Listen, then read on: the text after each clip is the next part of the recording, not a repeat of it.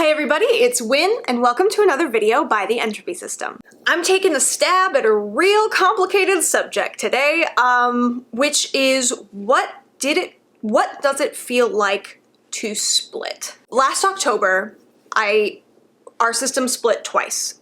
In one night, we had Ed and Oz come to being at the exact same time, basically, like within a couple minutes of one another. Because that experience was so vivid and I was able to, kind of talk about it with my friends immediately afterward to kind of retain what that was like, I am going to try and retell all those details to you guys so you can kind of get an idea of what it feels like to have an alter break off. So, setting the stage, whoosh. Last October, we were being hit with an insurmountable pile of internet hate. Just absolutely unbearable levels of internet hate. I was doing my best to navigate it in a professional and mature way, but I'm an emotional person and it got to me, like really badly. It was causing a lot of distress. I don't remember if there was one specific comment or something that had happened on the day that I split, or if it was just that the stress of it had been built and built and built, and then eventually it just cracked. But I know that leading up to that, the internet hate is definitely what caused Ed and Oz to come into being. So I was at my job with a coworker who I don't normally work with, so we don't know a lot about each other, so I didn't feel comfortable being open about my mental and emotional distress. And so I was sitting behind the cash register texting, I think I was texting Chloe from Dissociated and Nan from Team Pinata. We had kind of a group chat going. I was like, listen, I don't feel right. Like, I feel like I have no sense of self. Like, I felt dizzy. I felt extremely dissociated. Like, I knew that I was up front. Like, I knew that I was Win, but at the same time, I felt like I was no one. Like, I felt so detached from my own identity. Like, I knew I was Win, but it didn't feel like I was Win. It just felt like I was nobody. Then all of a sudden, Jacob comes up front. Boop. I don't know why I made that sound effect, but Jacob comes up front and everything kind of shuts down, emotions shut down, and he takes over the chat and he's like, yes, hello, it's Jacob. The whole time, like, I'm still completely dissociated. Just like thinking about it is kind of making my head spin a little bit. But I was, Jacob came out for a period of time and then the whole system got really blended. Everything was just one giant mush, and then suddenly there was just like, what's the mental way of describing a flash of light? There was this sudden shift, and it went from being blended and not knowing who I am and feeling like I was nobody to Ed. Just all of a sudden, Ed. And I felt like myself again, and I was watching Ed exist from inside the headspace, and it freaked me out. I was like, no, absolutely not. This is not happening. Like, there is nothing wrong with splitting. It's a coping mechanism. It's a natural part of having DID or OSDD. It doesn't mean that I failed. It doesn't mean that anything, I was doing anything wrong. It's just how my brain decided to cope.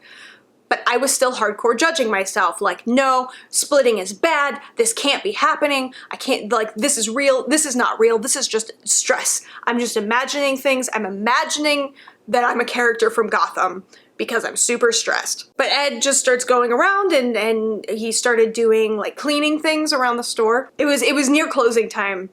So, like, I know, like, he went to go clean the bathrooms in the store because that was a way for him to kind of be alone and get into his own skin, I guess, or my skin, our skin. Ugh, words are complicated. He went to go clean the bathroom so he could be active and kind of get to feeling like himself and get centered, so that he could exist and function and be fine. One of us thought, where's Oz? Can't have Ed without Oz, because in the Gotham TV show, like, I ship them very hard, and so I never think of one without the other. And Ed was like, yeah, where is Oz? Oz, where are you? And then Oz came to be in that moment. And again, I'm sitting back here in the headspace like, nope, that's not real either. That's just stress again. That's just stress in my wild imagination. Obviously, I couldn't snap out of it because there was nothing to snap out of. This was a very real experience, and Ed and Oz were in the first moments of living. And so all I could think was, okay, I need to go home. We need to go home right now. You know, obviously we are not in a mental fit space to be working. We just split. Like, everything is confusing and stressful. Go home now. Luckily, Ed broke off being able to drive, and he heard my distress, and he was like, all right, yeah, sure, we can go home, and got in the car and headed home. And I don't remember what else happened that night. I don't know. I know that we got home safe.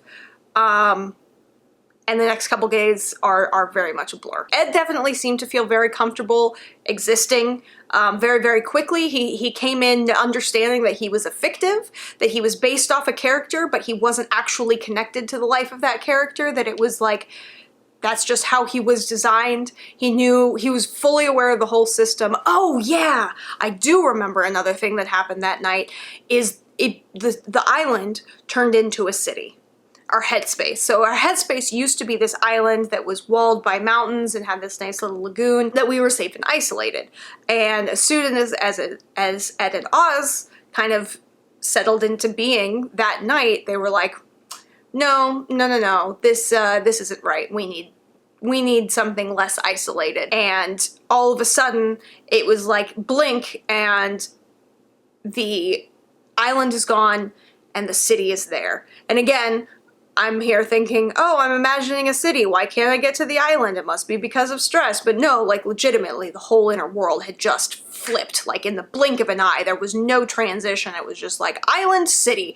Everything's dark and there are tall buildings and what the hell? God, that was so disorienting. Eventually, Ed started to talk to people. He introduced himself to Andrew. He talked to people on Tumblr because we were still on Tumblr back in the day.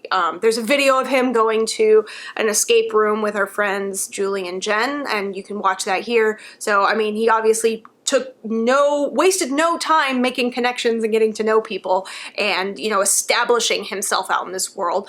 And then he also took it upon himself to start dealing with the internet hate, and suddenly it stopped affecting us as much because he came up and he was like, oh yes, I don't care about what these people are saying. I'll just go ahead and delete everything and we'll be fine. And then we were, go figure. Protectors doing that protection thing. Oh, hi. So that was my very best attempt to try to describe what it was like for me to split. I don't know if all splits are that intense because I haven't had one recently, and ow, I just bit my foot.